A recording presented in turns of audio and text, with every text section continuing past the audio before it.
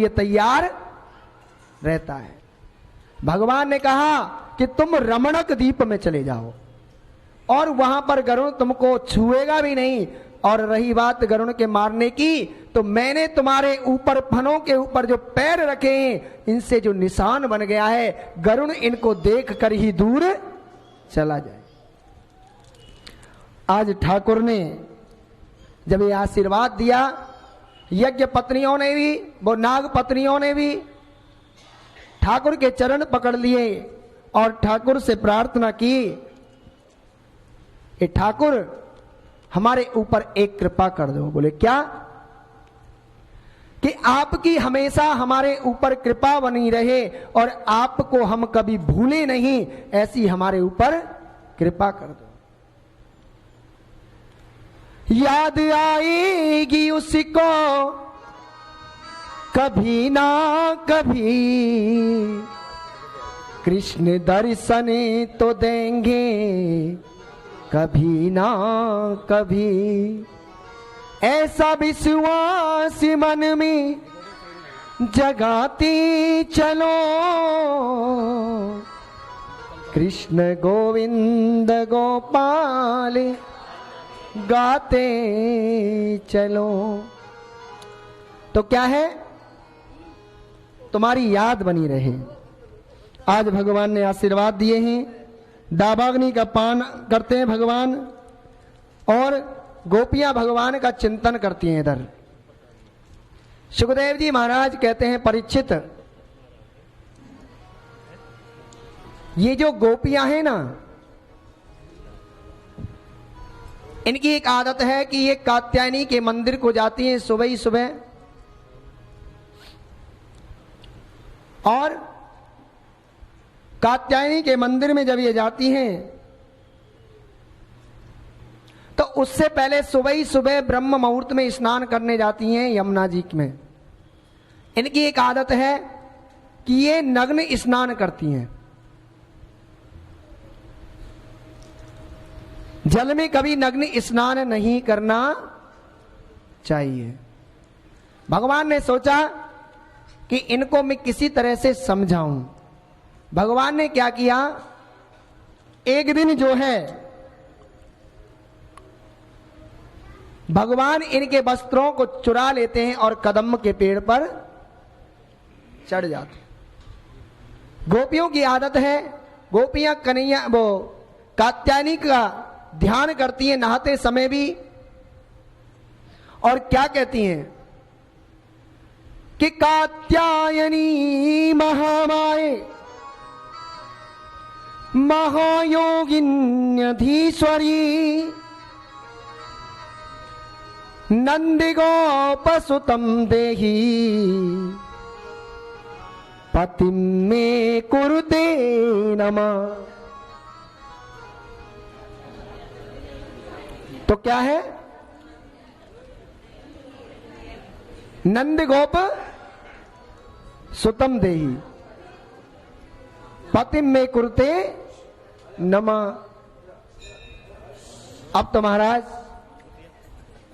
कात्यायनी का ध्यान करती हैं ये, और जैसे ही ये ध्यान करती हैं, जैसे ही ये ध्यान करती हैं कात्यायनी का, तो महाराज इधर जो है भगवान क्या करते हैं, इनके वस्त्रों को चुरा लेते हैं और ऊपर चढ़ जाते हैं। जब ऊपर चढ़ जाते हैं तो गोपियां ढूंढती हैं वस्त्रों को, लेकिन कहते हैं वस्त्र नहीं मिलते। बाद में देखती हैं कि कुछ ऐसा लगा कि पेड़ पर वस्त्र हैं, तो आवाज देती हैं, समझ गई कन्हैया ने लिए। अरे कन्हैया हमारे वस्त्रों को दे दो। कन्हैया कहते हैं हमने तो तुम्हारे वस्त्र लिए ही नहीं। अरे पेड़ पर टंग तो रहे। बोले ये तो फूल है। अरे फूल तो एक तरह के होते हैं, लाल पीले हरे सब तरह के। बोले ये पेड़ ही ऐसा है, इसमें सब तरह के फूल खिलते हैं। क्या है? इस पेड़ पे सब तरह के फूल खिलते हैं। बहुत कहती हैं, परंतु कन्हैया नहीं देते हैं। तब जो है कन्हैया कहते हैं अगर तुम्हें आना है तो हमारे पास से आकर के ले जाओ। अब तो कहते हैं महाराज, गोपियां कहती हैं श्याम सुंदर ते दास्य करवाम तवेदितम देहि वासांसी धर्मज्ञ नो चेत राज्ञे ब्रुवामहे। आप कहोगे सो करेंगी, परंतु एक बार हमारे वस्त्रों को दे दीजिए। ठाकुर कहते हैं ले जाइए। अब तो महाराज गोपियां निर्वस्त्र होकर के आती हैं कन्हैया के पास से वस्त्र लेने के लिए। सुखदेव जी महाराज कहते हैं कि यहां पर कुछ लोग कहते हैं कि ठाकुर ने गोपियों को जो है निर्वस्त्र बुलाया। तो संत कहते हैं, गोस्वामी तुलसीदास जी ने भी कहा है। परंतु एक और बात बता दूं कि भगवान छोटे से थे, कैसे थे, और 5 वर्ष के बालक के अंदर काम नहीं हो सकता। भगवान कैसे थे? छोटे से। लोग कहते हैं भगवान ने तो ऐसा किया था। दूसरी बात, गोस्वामी तुलसीदास जी कहते हैं समरथ का गुण ही दोषी गुसाई, रवि पावक सुर सरी की नाई। जो समर्थवान होता है उसको कोई दोष नहीं होता। क्यों? क्योंकि परमात्मा के सामने हम 1000 वस्त्र पहन लें तब भी उसके सामने हम नंगे हैं। बनाने वाला कौन है? वो परमात्मा। ये तो जीव के लिए है सब। और कहते हैं 5 वर्ष की उम्र में बालक को कोई दोष नहीं होता, उसके अंदर काम नहीं होता। दूसरी बात, कहते हैं कि कृष्ण है ईश्वर और जीव जो गोपी है वो है वस्त्र। कौन है? कृष्ण ईश्वर है और गोपी वस्त्र है। अविद्या कृष्ण रूपी ईश्वर ने जीव रूपी गोपियों के अविद्या रूपी वस्त्र को चुराया। कहते हैं कृष्ण ने अविद्या को चुराया, यानी अविद्या रूपी जो वस्त्र थे इनको ज्ञान नहीं था कि जल में कैसे नहाना चाहिए, तो भगवान ने इनको ज्ञान दिया। काफी तरह से समझाया गया है। परंतु कहते हैं सुखदेव जी महाराज कहते हैं परीक्षित, भगवान ने गोपियों को ज्ञान दिया है, समय बाद में कम बचता है, इसीलिए हम थोड़ा सा जल्दी चलते हैं आज। और भगवान ने गोपियों को यहां पर ज्ञान देकर के गोपियों की एक ही इच्छा रहती है मन में। क्या इच्छा रहती है? अगर हमें पति मिले, नंद गोप सुतम देही पतिम में कुरुते नमा। अगर पति मिले तो नंद का छोरा मिले। बोलिए राधे। देखो, अगर दुनिया में सच्चा पति है तो वो कौन है? परमात्मा, जिसका कभी नाश नहीं होता। हमारा तुम्हारा नाश होता है। हम प्रकृति के बस में हैं और उसके प्रकृति बस में है। तो हम और तुम मर सकते हैं, परंतु वो कभी मरता नहीं है। परंतु उसको न जाने की जरूरत पड़ती है, ना आने की जरूरत पड़ती है। राजा अपने देश से अगर कोई मंत्री गलती कर देगा तो उसको देश से निकाल सकता है।